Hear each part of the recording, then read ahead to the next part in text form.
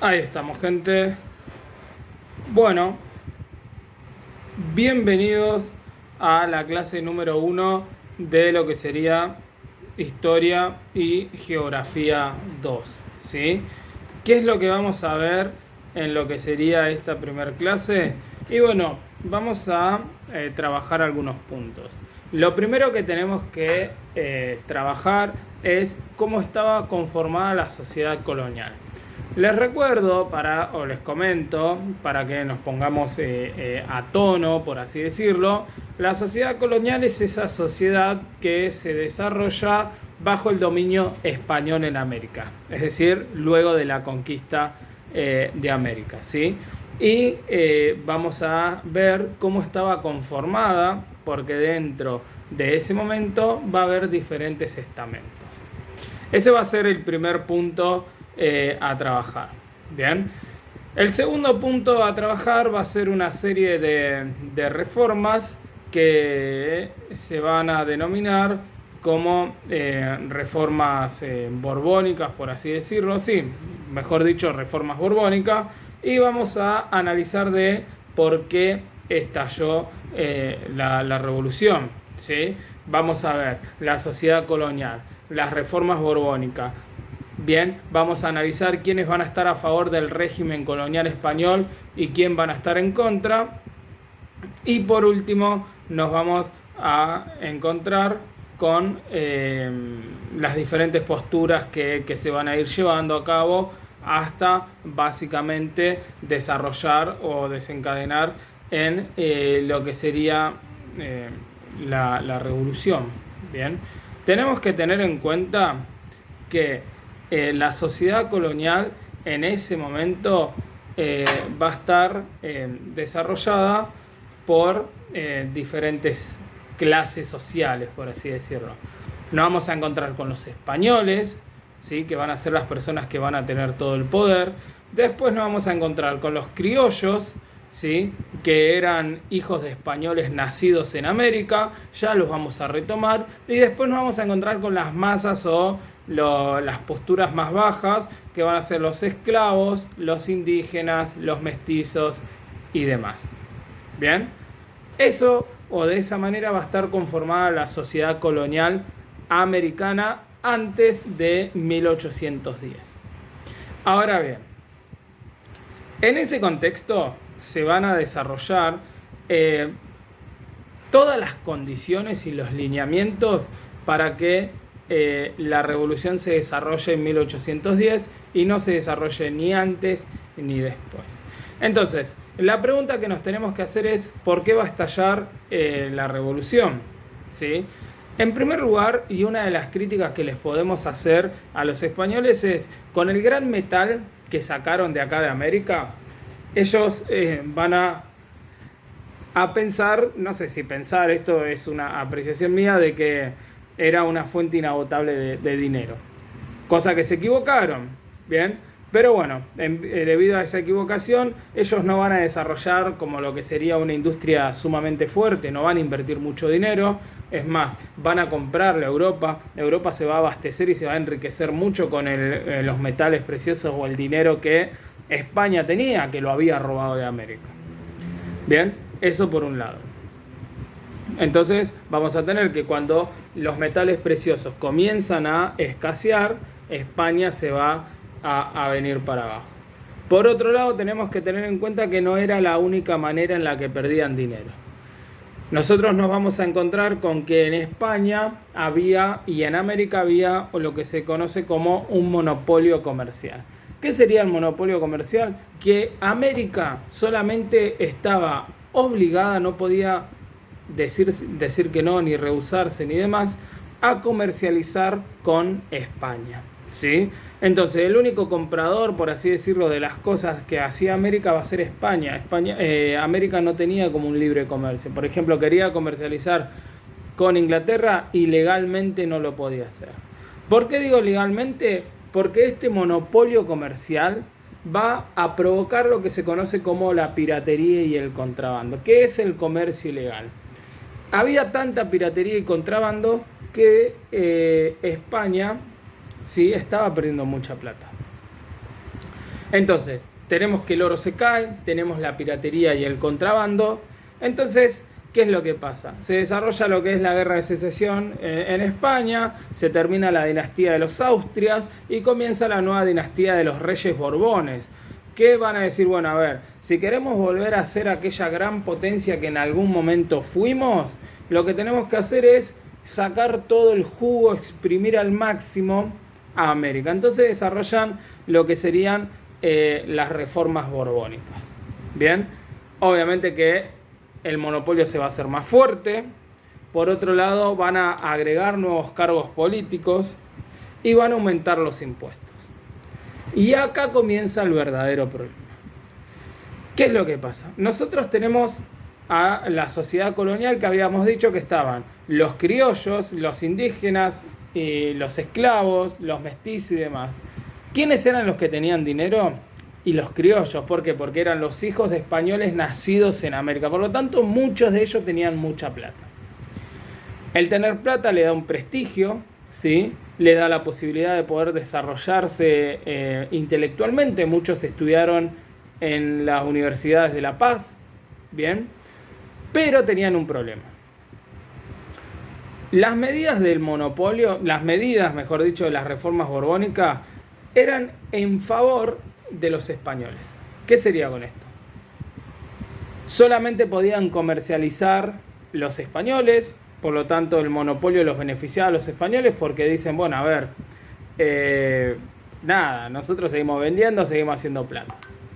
Por otro lado, los nuevos cargos políticos que se desarrollan solamente iban a poder ser ocupados por los españoles. Entonces, los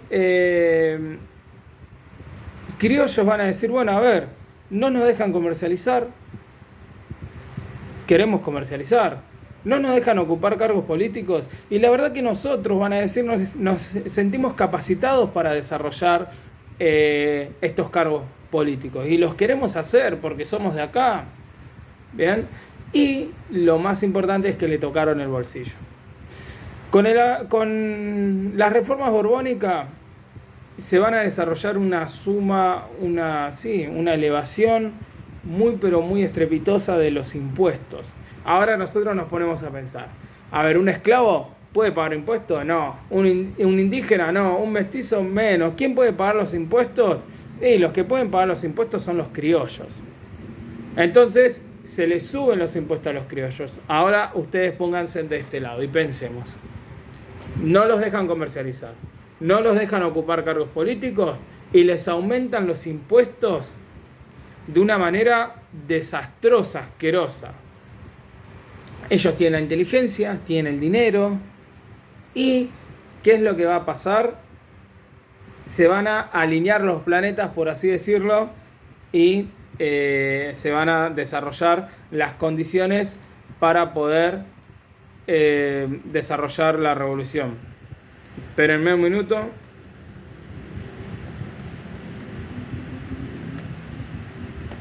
Voy a prender la luz porque se está haciendo de noche.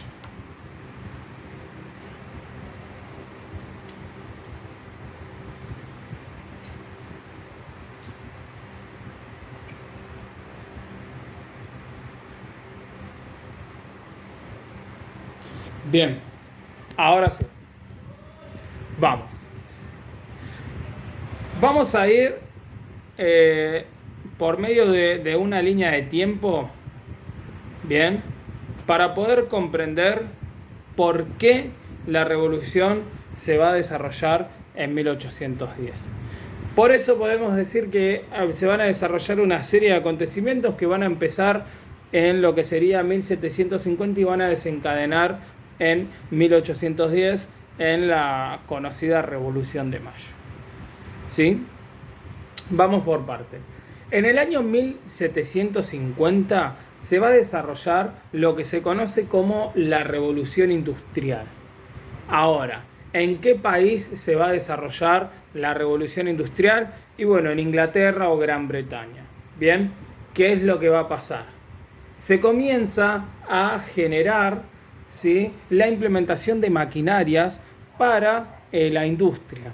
Más que nada comienzan textiles y demás. Y pensemos en esto. Si nosotros metemos maquinaria en la industria, se va a poder producir más rápido o menos rápido. Y obviamente más rápido, ¿sí? Por lo tanto, las leyes del mercado y cuestiones económicas van a decir que si vos producís más, el producto va a salir más barato. Ahora pensemos en esto. ¿A qué sector de la sociedad va a ir destinado esas producciones textiles?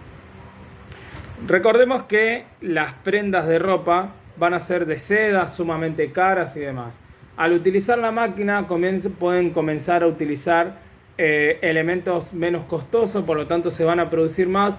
Por lo tanto, lo que va a llegar a pasar es que los sectores más bajos comienzan a comprar y comienza a generarse un incremento de la demanda, por lo tanto la oferta tiene que estar a la misma altura. Entonces, ¿qué es lo que pasa? Inglaterra comienza a expandir su comercio básicamente porque necesita, en primer lugar, materia prima y en segunda instancia necesita nuevos lugares para vender. Por eso Inglaterra es conocida como los reyes de los mares. ¿Por qué? Porque por medio de la revolución industrial tuvo que desarrollar una gran flota para poder sostenerla. Ahora bien, vamos por otro lado. Siempre se van a disputar el dominio de los mares Francia e Inglaterra. Bien, volvemos a Inglaterra. Inglaterra tiene bajo su dominio a una de las colonias más importantes que tuvo, que va a ser Estados Unidos. Y en 1776, se va a desarrollar lo que se conoce como la Revolución de Estados Unidos, donde Inglaterra pierde esa gran colonia. ¿Qué es lo que va a pasar? Pensemos en esto. Francia va a decir, bueno, a ver, si Inglaterra pierde a su gran colonia, se va a debilitar y nosotros podemos llegar a ser los dueños del mundo y de los mares. Entonces, ¿qué hacemos? Bueno, a ver, vamos a tratar de financiar con el poco dinero, porque Francia estaba como en una crisis, con el poco dinero que tenemos, vamos a tratar de financiar la revolución y la independencia de Estados Unidos. Bien, entonces mandan soldados allá. ¿Sí? Mientras pasa esto hay como una gran inflación en Francia, la gente se va a manifestar, ¿sí? En los palacios. Se dice que María Antonieta, eso es como una leyenda, mientras la gente se moría de hambre, ella desarrollaba grandes fiestas y tiraba la comida, por lo tanto era visto como un insulto. ¿Y qué es lo que pasa? La gente se comienza a manifestar. Se desarrolla la independencia de Estados Unidos y todos esos soldados que pelearon en Norteamérica vuelven a Francia. Pero vuelven con otras ideas. ¿Por qué? Porque en Estados Unidos comienzan a leer libros iluministas que cuestionan la centralidad del poder y demás, que en Francia estaban prohibidos. Entonces vienen con todas esas ideas y comienzan a criticar al rey, comienzan a pedir una división de poderes, ¿sí? Todo esto agravado porque en Francia había una gran inflación. Bien, y se desarrolla en 1789 la Revolución Francesa y termina con cortándole la cabeza a Luis XVI. ¿Sí? La revolución sigue y en 1799 se agiganta enormemente la figura de Napoleón y comienza a promulgar estas ideas de libertad, igualdad y fraternidad por toda Europa. Entonces comienza a expandirse, comienza a dominar nuevos territorios y demás. Pero bueno, seguía esa pica, por así decirlo, con Inglaterra. Una de las cosas que se hace es establecerle un bloqueo comercial, cuestión de que Inglaterra no pueda desarrollar un comercio con toda Europa y ahogarlo económicamente y que termine cayendo. ¿Qué es lo que va a pasar? A todo esto, Inglaterra va a necesitar sí o sí nuevas rutas comerciales, sí o sí que se independice América. Entonces, nada, hay más contrabando, es un momento de buscar alternativas para Inglaterra. Bien, ¿qué es lo que pasa? Napoleón decide invadir Portugal, ya que era el gran socio comercial que tenía Inglaterra. Entonces le hace un bloqueo comercial, le derrota a lo que sería le derrota lo que sería el principal socio comercial, y bueno, Inglaterra se ve bastante ahí. Entonces, ¿qué es lo que hace? En 1805 Francia, que era aliado de Inglaterra, convence para que ataque a Inglaterra, para que España ataque a Inglaterra por barcos. Cosa que España hace, va, ataca a Inglaterra por medio de barcos. Gran error, nunca tenés que atacar por barcos a Inglaterra. Se desarrolla lo que se conoce como la batalla de Trafalgar, ¿bien?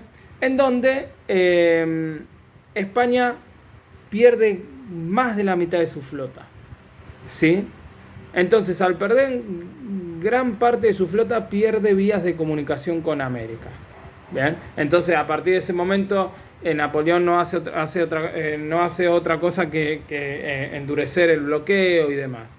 Pero detengámonos en esto, ¿sí? Los barcos, la vía de comunicación entre España y América. Y al tener menos barcos, lo que va a pasar es que tenga menos comunicación. Y comienzan a llegar estas noticias a América. ¿Qué es lo que pasa? En 1808, Napoleón comienza a dudar de España, porque dice, bueno, a ver, si traicionó a su hermano de país, que es Portugal, ¿por qué no nos va a traicionar a nosotros? Y Napoleón se hace con el dominio de España. Se desarrolla lo que es una farsa de Bayona, en donde obliga al rey de España en ese momento, que después lo termina encarcelando, a abdicar el poder en manos de su hermano José Bonaparte, o conocido como Pepe Botella, ya que era una persona con graves problemas de adicción al alcohol. Calculo yo que lo hará para poder controlarlo más fácilmente. Y bueno, y Napoleón se hace con el poder de España. Estas noticias llegan a América y dicen, bueno, a ver, el rey preso, Napoleón, en el poder, bueno, ¿a quién le hacemos caso? Van a decir los españoles que gobernaban en América. ¿Y por qué gobernaban? Porque tenían el respaldo básicamente del rey español, que ahora estaba preso. Dentro de la Constitución de España hay un artículo que va a decir que cuando un gobierno es ilegítimo, es decir, que el pueblo no lo acepta, el pueblo puede gobernar. ¿Y cómo puede gobernar? Hace juntas provisorias de gobierno en nombre del rey. Entonces eso es lo que hace el pueblo. No reconoce a Pepe Botella o a José Bonaparte como legítimo rey español y comienzan a gobernar ellos mismos en juntas provisorias de gobierno en nombre de Fernando VII. ¿Qué sería esto? Que cuando el rey salga de prisión le iban a devolver el poder. Obviamente que Napoleón no va a tolerar esto y comienza a atacar a cada una de las juntas, ¿sí? ¿Para qué? Para demostrar, ¿sí?, que él iba a tener el verdadero poder. Y comienzan a caer poco a poco. Poco a poco comienzan a caer, ¿sí? Recordemos que estas juntas de gobierno van a ser muy, pero muy importantes. ¿Por qué? Porque le daban el respaldo legítimo a los gobernadores españoles que estaban en América para poder gobernar. Por ejemplo, se van a decir, bueno, vamos a hacer esto. ¿Y vos quién sos? No sé, le van a decir. Bueno, mirá, yo tengo el respaldo de las juntas provisorias de gobierno, que es igual del respaldo del rey, por lo tanto mi poder y mi toma de decisiones es legítimo. ¿Qué es lo que pasa? Comienzan a caer, Napoleón comienza a derrotar uno a uno a las juntas provisorias de gobierno, y la que más se sostiene es como la Junta Central de Sevilla, que era la más importante de todas. Pero la verdad que no pudo sostenerse tanto y en 1810 la Junta Central de Sevilla termina cayendo. Por lo tanto queda acéfalo el poder queda vacío. Los españoles que vivían acá en América no tenían quien respalde su poder ni su toma de decisiones. Y se intentó estirar, por así decirlo, lo más posible ese mensaje, pero en 1810 llegó. ¿Qué es lo que pasó? Cuando los criollos se enteraron que no tenían más el respaldo del gobierno, comenzaron a desarrollar diferentes manifestaciones hasta llegar a pedir un cabildo abierto. Que el cabildo abierto era el lugar donde se reunían los vecinos. Bien, entonces ahí se comienza a plantear, bueno, a ver, qué es lo que hacemos, cómo gobernamos y demás. De tal manera que el 22 de mayo de 1810, ¿sí?, se desarrolla el primer cabildo abierto y se comienzan a debatir cómo van a gobernar o qué es lo que va a hacer. Si vamos a tener a personas como Moreno que van a decir, bueno, expulsemos a los españoles, gobernemos nosotros. Saavedra va a decir, al igual que el obispo Lues, no, que sigan gobernando los españoles. Y el 24 de mayo de 1810 se crea una nueva junta de gobierno, ¿sí? Que va a ser presidida por Cisneros, en donde Cisneros era español. Por lo tanto, a ver, los criollos van a decir, tenemos todas las herramientas para aprovechar este momento, para poder gobernar nosotros, para ser una nación libre, y me ponen a un español. No, entonces las manifestaciones siguen y el 25 de mayo de 1810 se desarrolla una nueva forma de gobierno donde los criollos se hacen con el poder, conocido como Primera Junta de Gobierno. Así que bueno, gente, nos lo dejamos ahí. Bien, continuamos en la clase número 2.